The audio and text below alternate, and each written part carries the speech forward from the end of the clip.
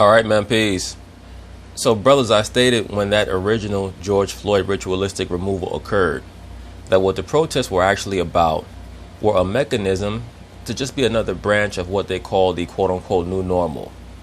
It was just an alchemical process to transform society, and it was also hermetic in nature, bringing together opposites, Hegelian per se, and that eventually the so-called black man's plight would be used as fodder for other demographics who always do this. They always take the energy that is generated by the so-called black man and try to apply it to themselves. It's just a conversion tactic. That's all it is.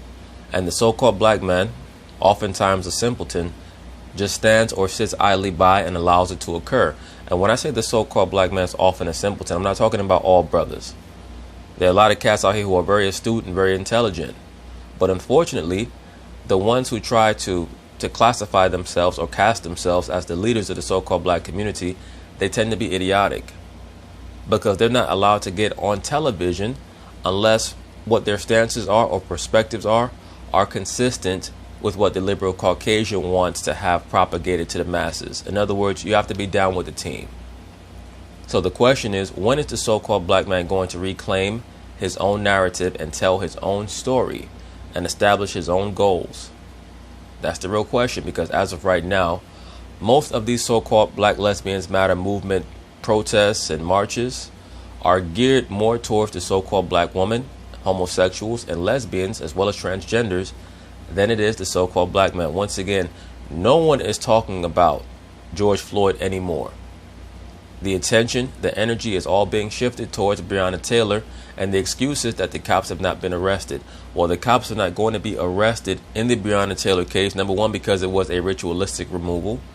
That's how it was cast as, because it occurred on Friday the 13th, March 13th, for the Mother Goddess. Number two, they literally are not going to be able to incarcerate the police. The police in various cities have done far more heinous things and gotten off if it was taken to trial. There's no way in the world that they're going to be able to make a charge stick. I mean, unless they were going to scrutinize the nature of the warrant and why the warrant was issued. Please keep in mind that the no-knock warrant was legal at the time that they utilized it. So unless they're able to ascertain how valid the warrant was, meaning why was it issued in the first place, there was no empirical evidence to prove that she was involved in drug running or what have you, which she probably wasn't. That's probably just something that they're saying because it was a ritualistic removal. But either way, the no-knock warrant was legal at the time. Whatever your stance is on the subject, I think that it's rather glaring that they are spending much more time on this Breonna Taylor case than the George Floyd case. George Floyd's not even being mentioned. And supposedly the excuse is because the cops that were involved in the George Floyd ritualistic removal were arrested, which I'm not even sure that I believe. They may be on house arrest, or they may be allowed to leave the country. Who the hell knows? As I've already said, I think that character, Derek Chauvin, is an intelligence agency agent anyway. So we'll see how things go. In regards to this segment right here, once again, we're going to see why the media places so much attention and so many cameras on these protests. Is because they're basically being used as a distraction for the summertime until they can cook up a new narrative involving the coronavirus in the fall. So let's see what occurs here. Good evening. I'm Jessica Moore. While tonight's protests disrupted traffic, they have been peaceful so far. CBS 2's Corey James is live tonight with more on this developing story from East Harlem. Corey. And Jessica, in many ways, it started to seem like the protests that we've been seeing in large numbers for weeks on end were starting to fade away. But tonight certainly revealed that it's not the case, especially when it comes to those demonstrations taking place on roads and highways. Take a look at this. That's because the protest organizers are getting help. Whenever the marches and the ire of the people starting to die down, they're receiving help and promotion from their corporate sponsorships.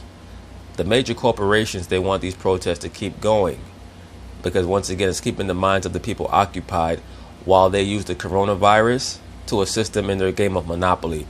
Big bank, take little bank. This dude, Jeffrey Bezos, has made over $50 billion since the start of the coronavirus pandemic in America in mid-March.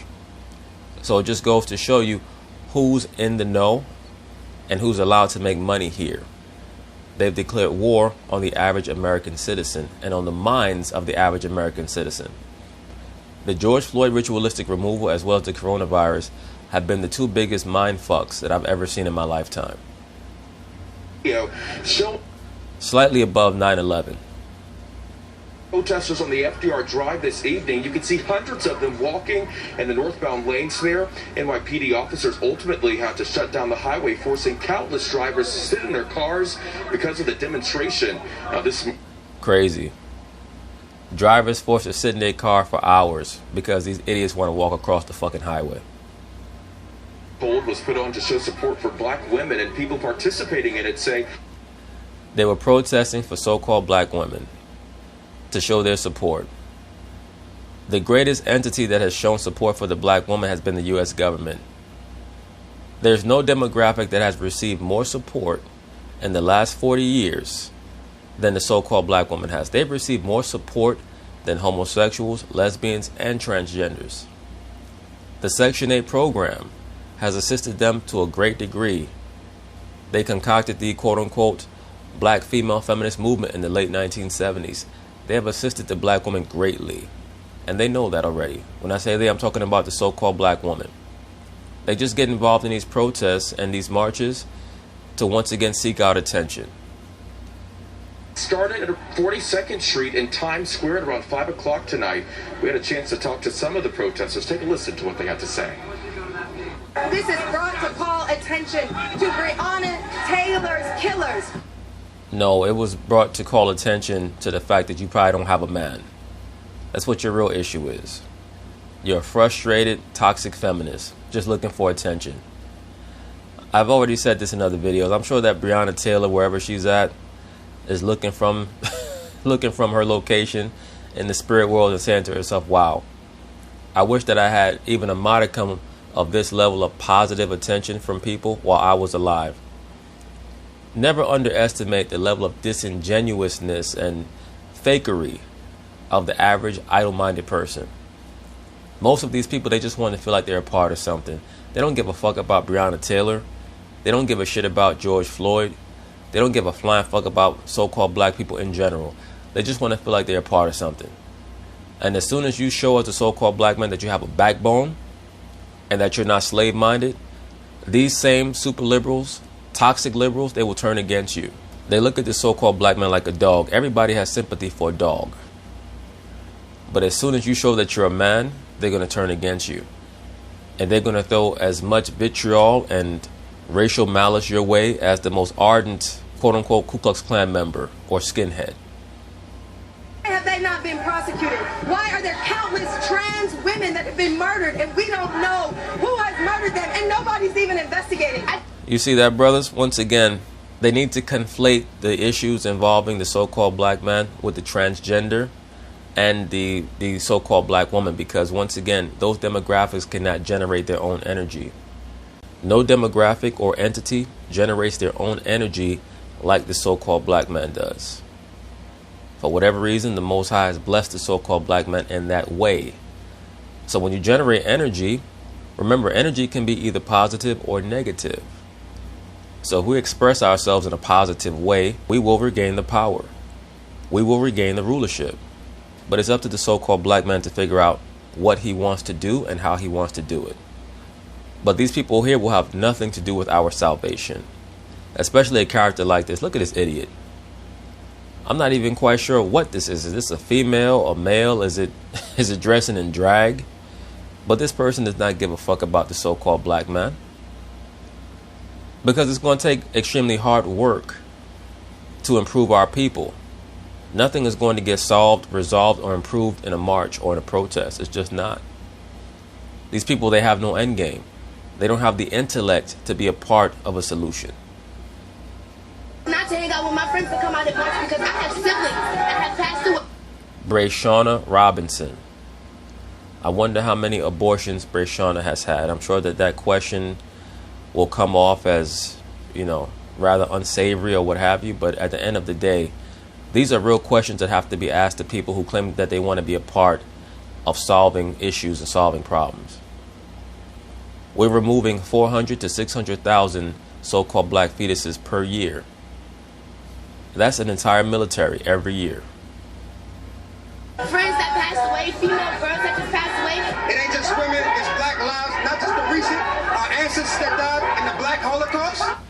Now this brother here is very impassioned, but he's confused. It's very clear that the reporter asked him about black women because that's what they want the narrative to be when it comes to the protesters. They want to shift all the energy over to the so-called black woman.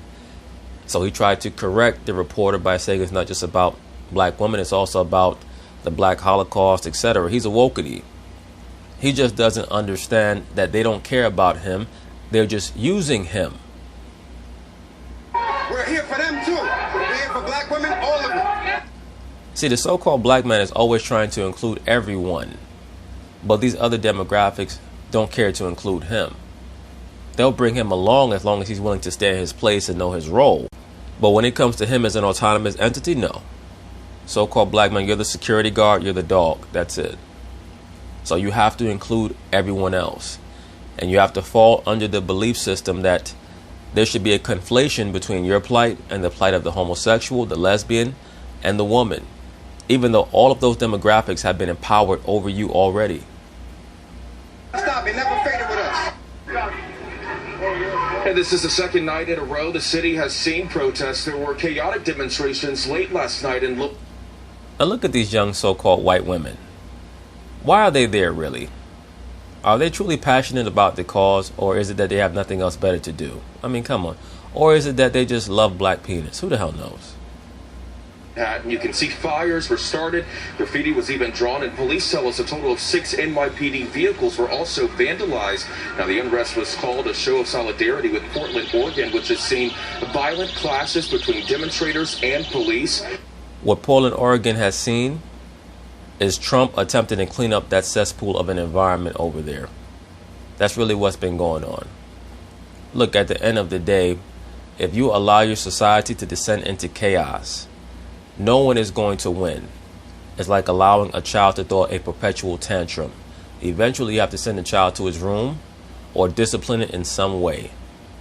You just cannot allow people to start protesting and then lighting fires, burning down federal buildings, etc.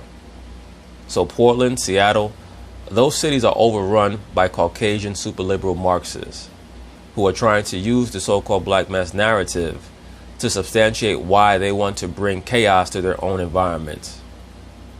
NYPD could not give us any information regarding arrest here. Now, back here live, though, at Marcus Garvey Park, where we are right now, you can see some of those demonstrators that were on the FDR Drive this evening. They have since... It's very interesting. They're congregating in Marcus Garvey Park. If the actual Marcus Garvey was alive, I wonder what he would think about this. All the way over here to East Harlem. They're gathering right now, listening to speakers. So far, this protest, from what we've been told, has been peaceful, and we haven't seen anyone destroying property. There was one person, though, who did jump on the back of a patrol van. Police were able to get him off without any sort of confrontation, but most... They should have shot him in the leg. Out here say they just wanted to show support for black women. One woman actually said she was in her apartment when she saw the protesters walking down, and she left her friends because she felt that she needed to be part of the movement. No, she left her friends because she doesn't have a man. So she said, you know what, I should be a part of a quote-unquote movement that's meant to empower black women. The way that the black woman is empowered is by embracing her role as a wife and a mother. That's how she's empowered. All the rest of this shit is just another distraction to make them think that their role should be different than what the Most High created it to be. Here in East Harlem, Corey James, CBS 2 News. All right, Corey, thank you. But anyway, that's basically it on that, brothers. We have to be very careful that we don't allow others to tell our story. The only person who could truly tell your story is you. Now, don't get it twisted. Sometimes the autobiography adds a little bit more barbecue sauce than what deserves to be on there. There is a place for a salacious, unauthorized biography every once in a while, but it should be counterbalanced to the autobiography, because only that person can tell you why they did what they did. For example, Michael Jordan and The Last Dance, the media was very frustrated that he actually decided to tell his own story, because they had been telling his story for years. So so-called black men, do not allow others to tell your story. Peace.